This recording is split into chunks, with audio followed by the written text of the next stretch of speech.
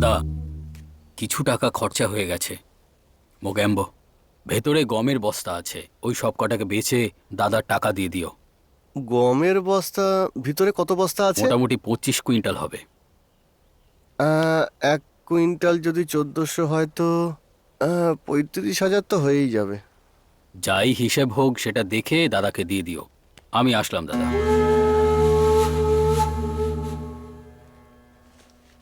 এবার সব ফাঁসবে। ইন্ডিয়া পাকিস্তানের মধ্যে যে কি শত্রুতা আছে সেটা বোঝাই যায় না। পাকিস্তান যত ইন্ডিয়ার থেকে পিছিয়ে থাক, বাচ্চা জন্ম দিতে এগিয়ে আছে। তাই না? আমাদের দেশের জনসংখ্যা 130 কোটি। সবাই যদি হিমালয়ের ওপরে উঠে একসঙ্গে যদি টয়লেট করা শুরু করে, তাহলে পাকিস্তান তো এমনি ভেসে যাবে।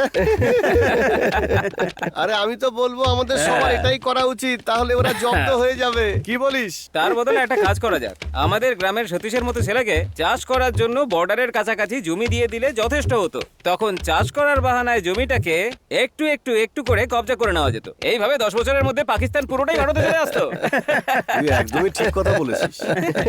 আচ্ছা, একটা কথা বল সতীশ, একদিনও তুই খেতে কাজ করিসনি, হাল চালাসনি, সুদের টাকাতে অ্যাশ করছিস। এসব কি করে পারলি ভাই? ব্লেড নিয়ে সবার পকেট কেটে টাকা বের করে সেই টাকা এনজয় করছি। দেখ তোর সমস্ত টাইগার গুলো গর্তে লুকিয়ে পড়েছে, বাঁচিয়ে নে। কোথায় দে, ওদের বাঁশি বের করে বাজাতে শুরু করে দেবো। এই কিষান, স্বামী মারা যাওয়ার পরে স্ত্রীর যে অবস্থা হয় না, তোর জমিরও সেই একই অবস্থা হয়েছে। পুরো ফাঁকা পড়ে আছে ভাই। তাহলে কি করব আমি? আরে বোরওয়েল তৈরি কর না। টাকা? টাকা? তোর বাবা তো একজন কৃষক ছিল, আর আত্মহত্যা করায় সরকার যে চেকটা দিয়েছিল সেই চেক ভাঙিয়ে করে নে।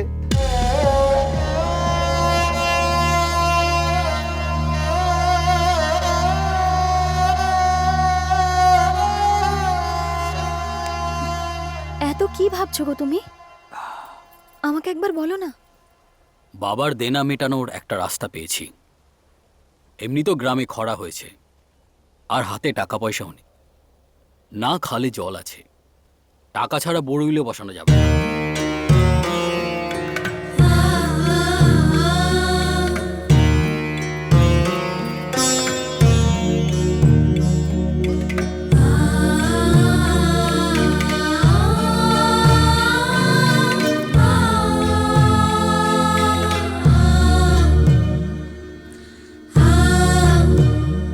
আমার মায়ের সারা জীবনের সঞ্চয় এটুকুই। তোমার মা বাবা কে ছিল? তোমার গল্পটা কি? ওনারা চলে গেছেন প্রায় 15 বছর হয়ে গেল। আমার মায়ের আত্মীয়রা সবাই নাটক কোম্পানি চালাতো। তোমাকে দেখেই বোঝা যাচ্ছে। গলা টিপে মেরে দেবো, চুপচাপ গল্পটা শোনো। কি হয়েছিল জানো তো? নাটকের দল বন্ধ হওয়ার পরে গ্রামের লোকেদের টাকায় ওরা নাটক করত। ওখানে আমার মাও নাটক করত। একটা চরিত্র করলেই 5,000 টাকা পেত। আমার বাবাও রাগী বোমান হালি দলের ছিল। রক্তমঙ্গল নাটকে উনি খলনায়ক হতেন। খলনায়কের ভূমিকাতে মারি গৌড়া। মারি গড়া, মারি গড়া, মারি গড়া। আমার মাকে মারি গড়া রেপ করবে এরকম দৃশ্য ছিল। আমার মা না না বলে চিৎকার করছিল। ও আমার মায়ের কাছে ঘেঁষতে যাচ্ছিল, আর মা খলনায়ককে ধাক্কা দিতে যাচ্ছিল। আর সেই মুহূর্তে কারেন্ট চলে গেল, আর তখনই ও মাকে চুমু খেলো। ফট করে ভালোবাসা হয়ে গেল, তারপরে ধুম টাকা করে বিয়ে হয়ে গেল, আর তারপরে তুমি হয়ে গেলে। ওনার ওপরে টিকিট কি করে কাটলেন?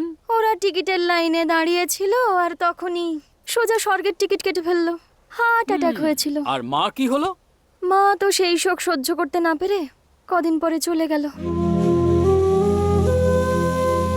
ওনার অভিনয়ের জন্য এই বালাটা উনি পুরস্কার পেয়েছিলেন। ফসলের দাম পেলে ছাড়িয়ে নিও। এই নাও।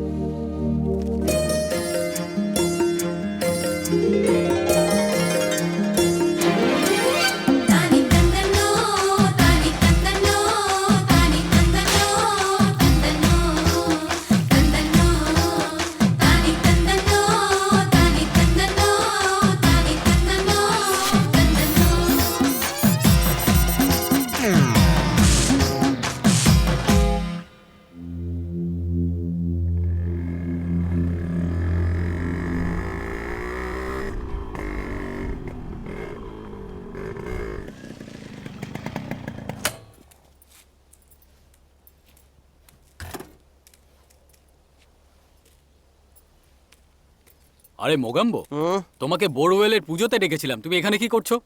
তোর বাবা মারা যাওয়াতে কৃষকদের সহানুভূতির জন্য আমাদের এমএলএ তোর বাবার নামে যে চেকটা দিয়েছিল ওই অ্যাকাউন্টে তো টাকাই নেই। আমাদের সবাইকে বোকা মনে করে। ওকে দেখলে কিন্তু আমি জুতো দিয়ে পিটাবো। ও ভাববেও না ওর জীবনে এরকম কোনোদিন হতে পারে। ওকে দেখাচ্ছি আমি। হ্যাঁ।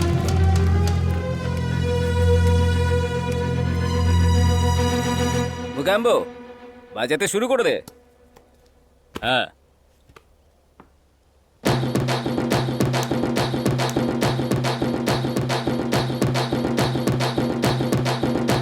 আরে বন্ধ কর ভাই।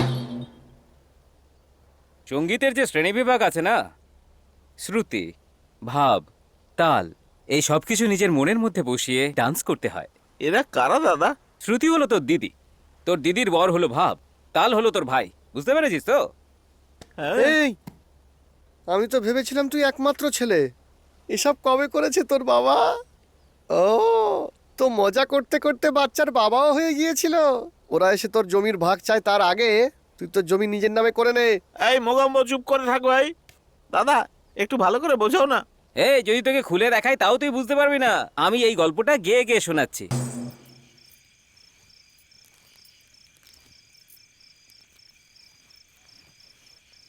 এত রাতে এখানে এসেছো কেন?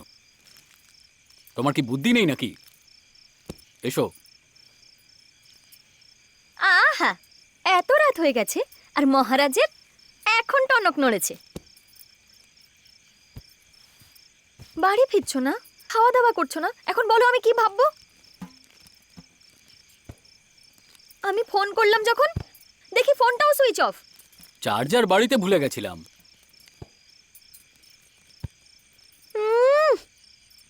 শুধু চার্জার নয়, নিজের বউকেও ভুলে গেছো। চার্জার আর বউ দুটোই একই রকমের হয়, চার্জ করা জরুরি।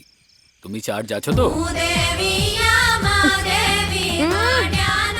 খেতে ফসল ফলাতে ফলাতে আসল ফসলের কথা তো ভুলেই গেছো। মানে কি বলতে চাইছো? বলবো নাকি, তোমাকে বাবা বলে ডাকার জন্য একটা বাচ্চা চাই। আরে রে রে রে রে রে রে রে রে রে রে রে। লক্ষ্মী, মনে আছে যখন প্রথমবার তোমাকে ছুঁয়েছিলাম তুমি একেবারে লজ্জায় মরে যাচ্ছিলে সেদিন? এখন ওই লজ্জা কোথায় গেল?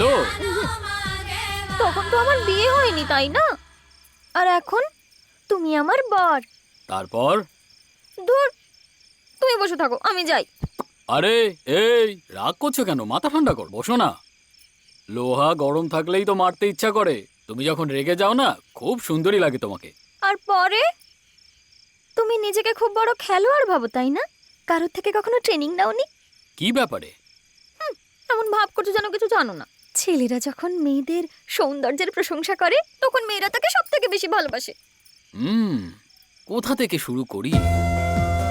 এই যে তোমার চোখ, যেন মাখনের উপরে রাখা ছুরির মতো, তোতা পাখির মতো নাক, ঠোঁটটা যেন একেবারে লাল টমেটো, শরীরটা একেবারে কলার মতো। পুরো পৃথিবীতে খোঁজার পরেও এরকম পাওয়া যাবে না তোমার মতো সুন্দরী মেয়ে। চেখে দেখবে নাকি? জিজ্ঞেস করছো কেন? তাড়াতাড়ি খাওয়াও না। আহ, খুব চালাক কিন্তু আমার বরটা।